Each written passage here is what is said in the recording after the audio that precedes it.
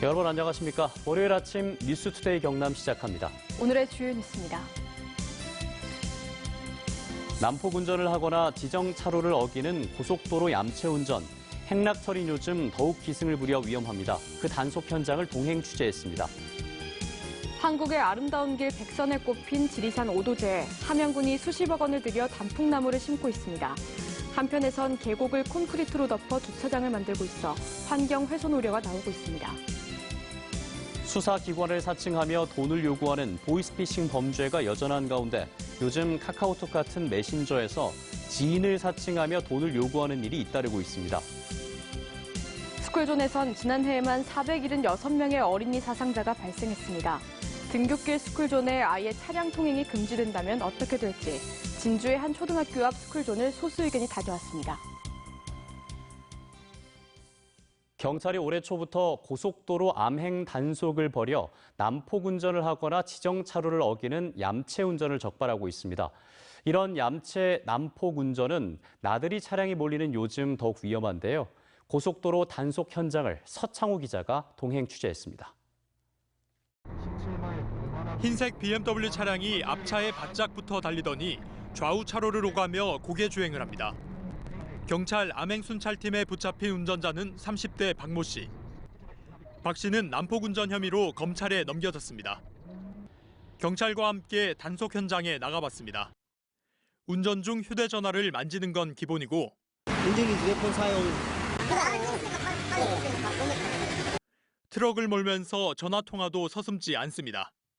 고속도로 제한 속도인 시속 100km를 훌쩍 넘기는가 하면 승용차가 시속 약 150에서 60을 내고 연속으로 2개 차선을 차선 변경하는 방향 지시등도 켜지 않은 화물 차량이 차선을 넘나들며 지정 차로를 위반하는 모습도 어렵지 않게 발견됩니다.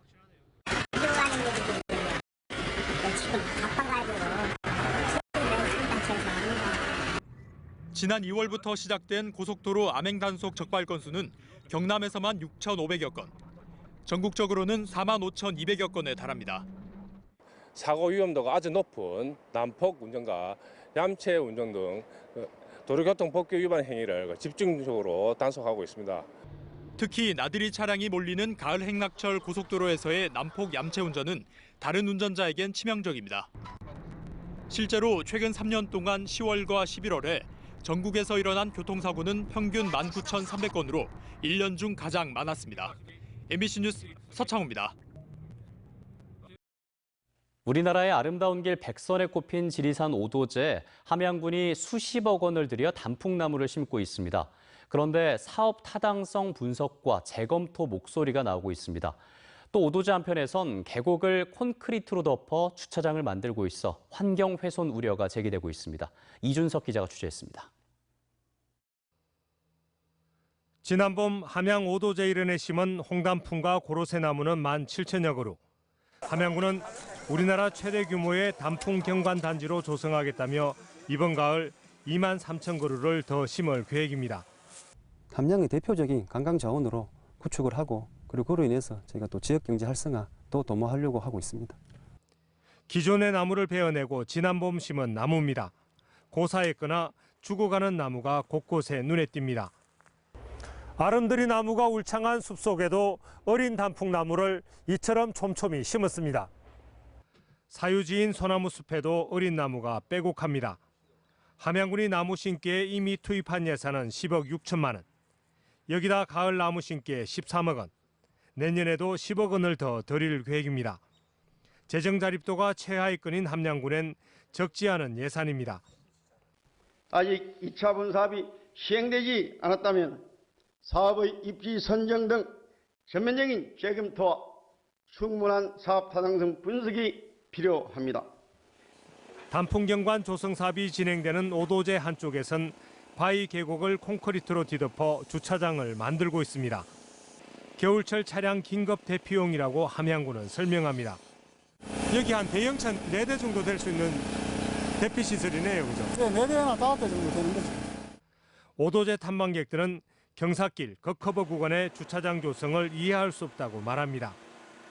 이쪽으로 보니까 너무 계곡이 너무 좋은데 자연에 대한 기분이 좋은데 여기서 주차장을 만드는 자체가 조금 이해하기가 조금 납득이 안 되는 그런 부분입니다. 명품 단풍 관광지로 만들겠다며 나무를 심고 한쪽에선 계곡을 훼손하는 엇박자 행정이 지리산 5도제에서 벌어지고 있습니다. MBC 뉴스 이준석입니다.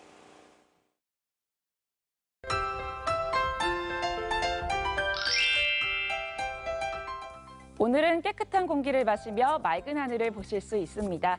다만 큰 일교차에는 유의하셔야 되는데요.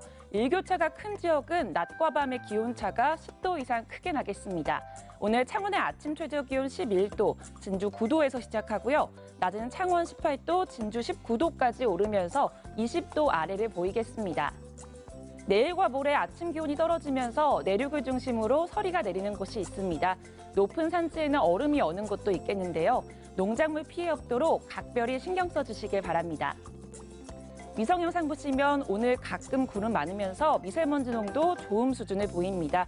이 내륙을 중심으로 가시거리 1km 미만의 안개가 낀 곳이 있겠습니다. 오늘 낮 기온은 어제보다 2에서 5도가량 낮습니다. 아침 기온부터 보시면 밀양 9도, 함안 8도에서 시작하고요.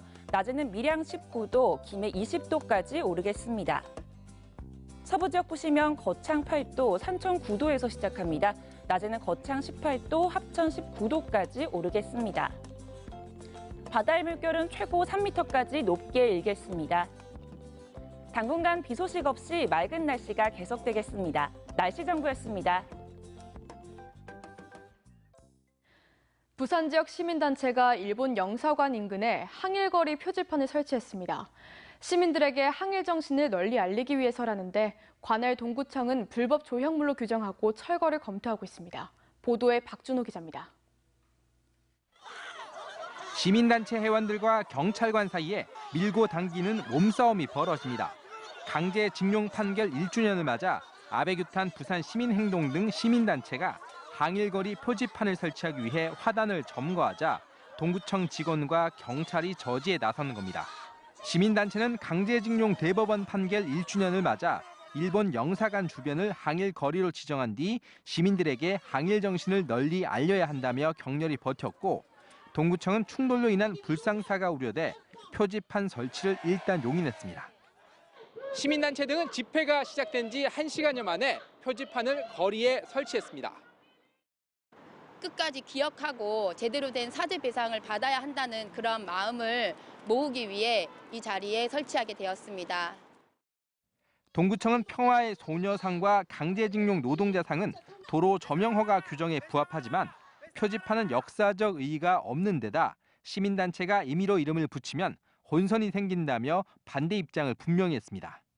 또 불법 조형물인 만큼 조만간 강제 철거 등 행정 조치에 나설 계획입니다. MBC 뉴스 박준호입니다. 저금리 대출로 유혹하는 보이스피싱 범죄가 여전히 많은데요. 여기에 카카오톡 같은 익숙한 메신저에서 지인을 사칭하며 돈을 요구하는 경우도 발생하고 있어 주의가 필요합니다. 김문희 기자가 취재했습니다. 지난달 24일 30대 A씨는 장사를 하던 중 남편 지인으로부터 카카오톡 메시지를 받았습니다.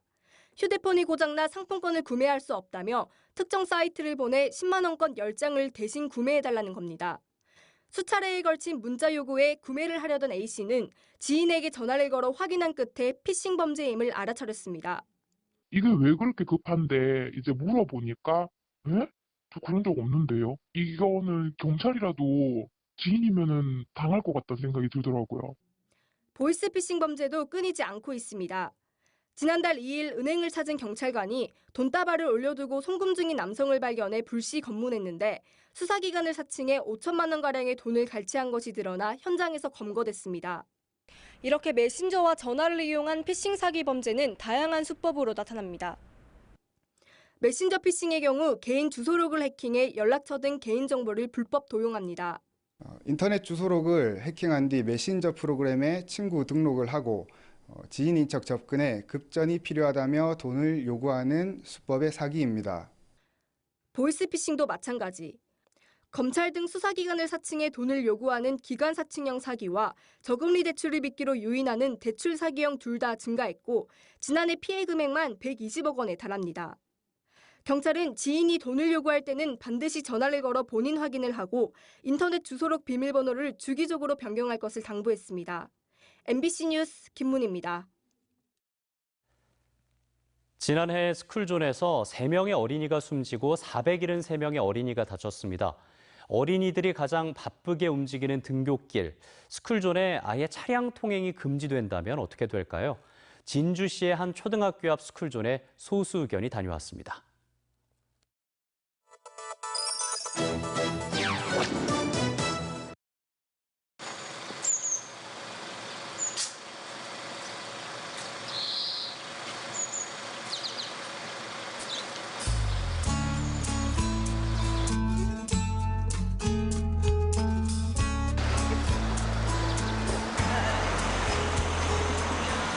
등교 시간에 스쿨존에 차량이 들어가지 못하게 막는 활동을 했습니다. 학교 앞에 차량이 많다 보니까 저희도 차를 태워서 학교 앞에 딱 내려주고 바로 교문에 들어가게끔 그렇게 하고 있었습니다. 우선 차가 이제 학교 주변에 없으니까 저도 아이를 그냥 안심하고 걸어서 갈 수 있게 할 수 있어서 그게 너무 좋았고요. 횡단보도를 건너던 9살 아이가 달리던 차에 치여 숨지는 일이 발생했습니다. 사고가 난 곳은 시속 30km로 속도를 제한하는 학교 앞 스쿨존이었습니다.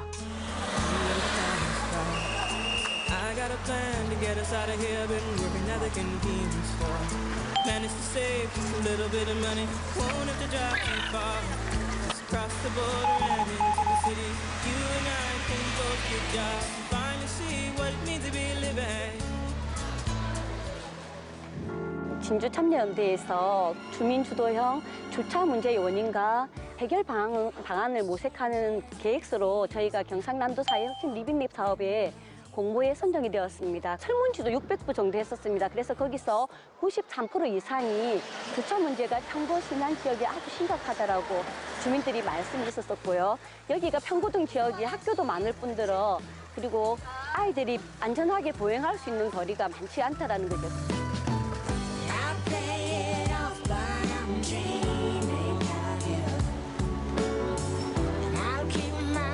제가 동생이 있는데 부모님이 저녁에 오시다 보니까 제가 학원이나 그런 데서 온 동생을 데리고 집에 가는데 그때는 사람들이 없다 보니 저렇게 신호등 있는 쪽까지 돌아가야 하다 보니까 이게 평소에 이런 사람들이 없을 때는 차들이 막 지나갔는데 캠페인을 하니까 조금 더 차들이 우회해서 가는 것 같아서 안전해진 것 같아서 좋았고요.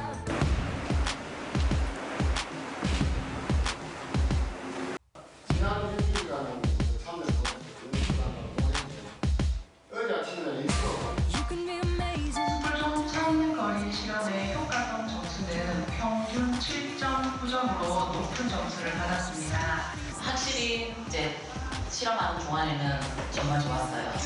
불법 주정차도 많이 없어졌고, 교문 앞 쪽으로 다니는 차들도 많이 줄어들었고, 욕을 하면서 이제 지나가는 어머니도 계셨고요. 아, 우리 애 바쁜데. 긴 시간이 아니었기 때문에 조금 아쉬운 점이 있고요. 이 활동들이 계속적으로 해야 될 일이라는 생각이 좀 들고요. 학교 측이나 학부모님들이 함께 해주신다면 이후에도 같이 활동들을 전개해 나가고 싶습니다.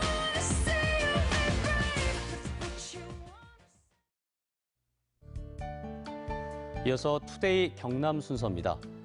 돼지고기 소비 촉진을 위한 학부모 교육이 오늘 오전 11시에 고성군 농업기술센터에서 열립니다.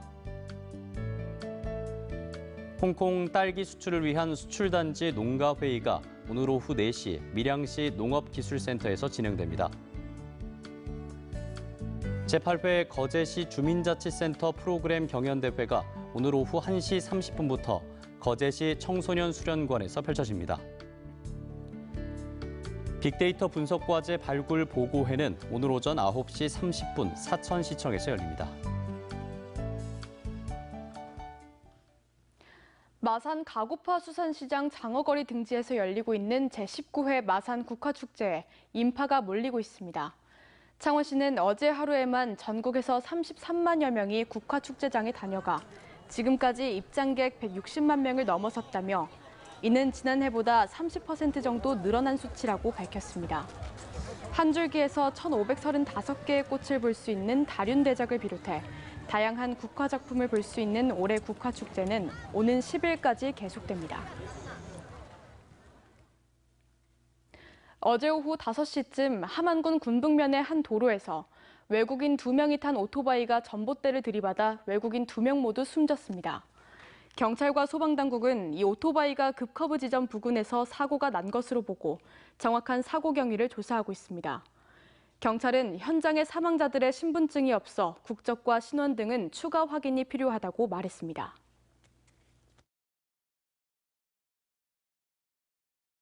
규제 자유특구 개회관이 지난달 31일 중소벤처기업부의 규제 자유특구, 규제 특례 등 심의위원회 심의를 통과했습니다.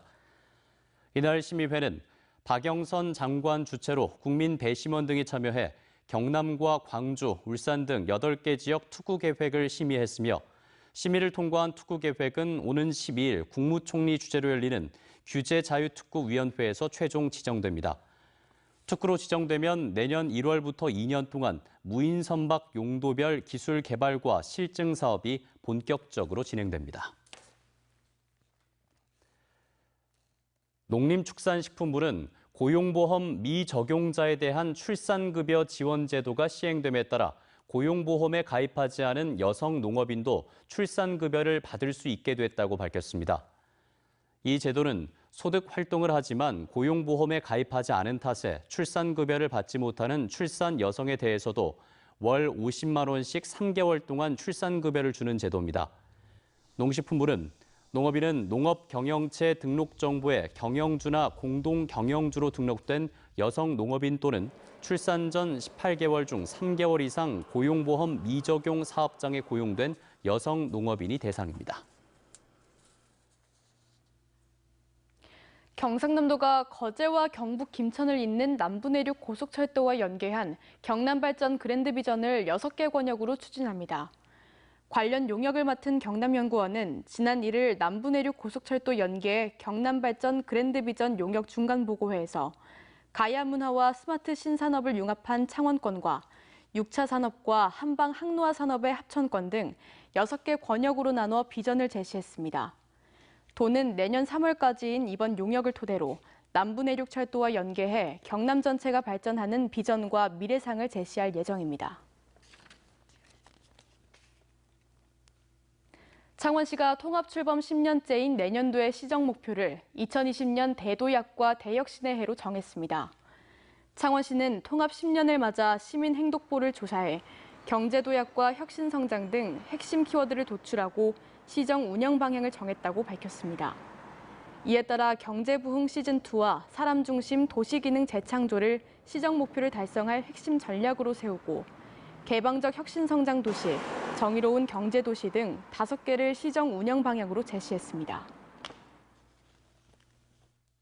경상남도가 사전 컨설팅 감사 제도를 활용해 하반기 지방재정 집행에 나섭니다. 도는 이를 위해 지방재정 집행 실적이 부진한 대규모 사업 현장을 방문해 부진 사유를 파악하고 이를 해결할 수 있는 컨설팅 의견을 제시하는 등 사전 컨설팅 감사 제도를 활용할 계획입니다. 또 불확실한 규정 등에 대해선 적극적인 법령 해석으로 의견을 제시하고 시, 군에서 신속 집행을 위한 사전 컨설팅 감사 의견대로 업무를 처리한 경우 도 자체 감사를 면제받을 수 있도록 할 방침입니다. 한국토지주택공사 LH가 오늘부터 연금형 희망나눔주택 사업을 위한 주택 매입을 시작합니다. 연금형 희망나눔주택은 LH가 고령자의 집을 매입해 매각대금을 매월 연금 형식으로 지급하고 해당 주택을 재건축 또는 리모델링한 후 저소득 청년이나 노년층 등의 공공임대주택으로 공급하는 사업입니다. 올해부터는 가입 연령이 기존 만 65세 이상에서 60세 이상으로 낮아지고 보유주택 수와 주택가격 제한도 폐지되는 등 가입 대상이 완화되며 희망자는 오는 29일까지 LH 지역본부 등에 관련 서류를 제출하면 됩니다. 경남 지역도 이달부터 학교 급식에 국산 통밀을 씁니다. 농림축산식품부는 학생들의 균형 잡힌 영양 섭취와 국산 밀 소비 기반의 확대를 위해서 지난해 서울, 경기 지역에서만 시범 실시하던 국산 통밀 학교 급식 사업을 이달 중 경남과 충북, 전남 등 11개 지자체에서도 한다고 밝혔습니다. 농식품부는 시범 사업에 참여했던 학교 학생들과 영양사들의 반응이 좋아 자발적으로 통밀급식을 하는 사례가 늘고 있다고 설명했습니다. 경상남도와 농협이 출시한 임산부 우대 적금이 가입 500건을 돌파했습니다. 지난달 1일 출시한 이 금융상품은 가입 525건, 가입 금액 1억 8천만 원을 기록해 경남에 주소를 둔 임산부를 대상으로 한 적금으론 가입 수와 금액이 많은 편이라고 농협은 밝혔습니다. 한편 도는 전국 최고 수준의 우대 금리와 만기 시 출산용품의 지원, 농협은행이나 지역 농축협에서 가입할 수 있어 이러한 성과를 거둔 것으로 분석했습니다. 경상남도가 이달부터 내년 2월까지 겨울철 소방 안전 대책을 추진합니다. 주요 대책은 전기장판 같은 화재 위험 3대 겨울 용품에 과전류, 전압 차단기 제품 사용 권장 운동, 민간 합동 화재 취약 대상 안전 진단, 재난약자 이용 시설 피난 대피 훈련 등입니다. 한편 최근 5년 동안 도내 겨울철 화재는 평균 1,200건의 화재가 발생해 사상자 84명, 재산 피해 100억여 원이 발생했고 대부분 부주의, 전기적 요인에 의한 것이었습니다. 11월 4일 월요일 아침 뉴스투데이 경남 여기서 마무리하겠습니다. 함께해 주신 여러분 고맙습니다.